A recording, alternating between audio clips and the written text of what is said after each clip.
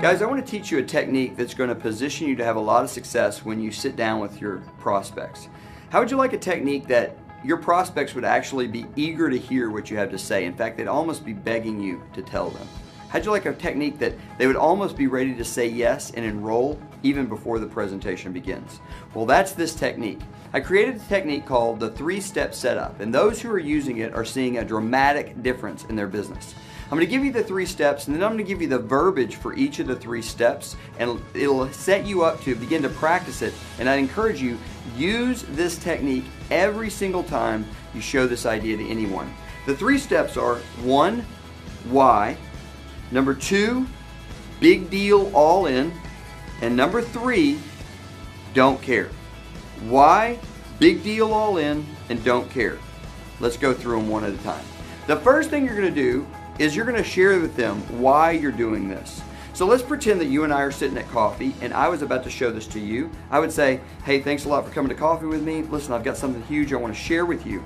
And I would begin to tell my why. Now my why has to do with my family, so it would sound something like this. I've got something huge I want to share with you. Listen, you may know that I've been an executive in the software business for a while, and it might seem like things are going well from the outside looking in, but on the inside, I got to be real with you. I'm just dying. I'm traveling so much. I never see the kids. I never see my wife. I'm missing every one of the kids' events. And all these passions that I know I'm supposed to pursue, I got absolutely no time for them. And I'm just seeing, divorce headed my way. I'm seeing my kids being adults, and it's like the cats in the cradle deal. It's just not good. And I've just been praying for something, and I just found it. Now, let me back up and break that down. I gave you my why. Now, my why is not going to be your why. I gave you that as an example. Your why could be anything. We have people who are trying to retire and they can't. We have single moms who are tired of dropping their kids off at daycare. We have college students who are tired of burdening their parents with the financial woes of paying for college and want to get that off their back. We have people who, every kind of why, it doesn't matter what the why is, but what it does matter is that you are real, that you are vulnerable, and that you are raw. The more emotionally gripping your why can be, the better. And the last part of this first step is that you need to transition by saying you were looking for something and you found it. I use the phrase, I was praying for something and I found it, because I happen to be a person of faith. It doesn't matter, looking for or praying for, either one works just as well. But what we're doing is we're creating a problem in the mind of the listener. Here's my big problem. I was looking for an answer and I found it. That's step 1. Step 2 is going to be big deal, all in. So the way that would sound is this. You've just said, man, I was looking for something and I just found it. Now this thing I just found, it is a huge deal. It's going all over the world. It's a viral social phenomenon, and I've done all the research, and let me tell you, this is my ticket. I am all in.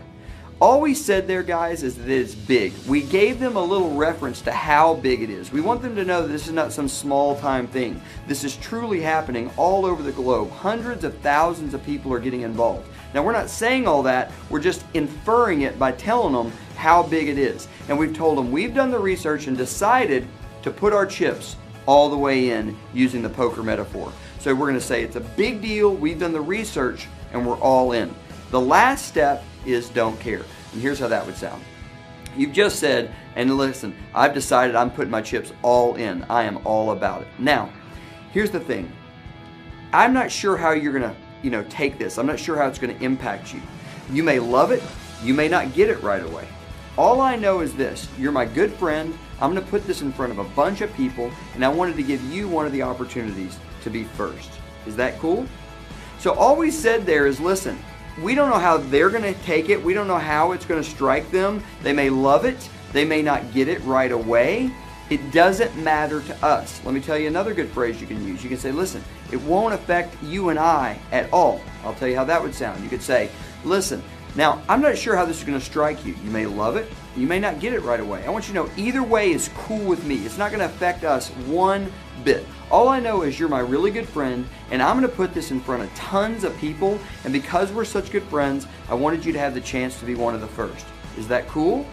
That's what the don't care step sounds like. We basically take it away from them. We tell them it's not going to affect us either way, and at the end we say to them, I just wanted you to have the chance to be one of the first. Is that cool? They always say yes. Guys, if you will use this little 3-step setup before every presentation, I don't care if it's a video in a coffee shop or a giant live event, it will dramatically improve your results.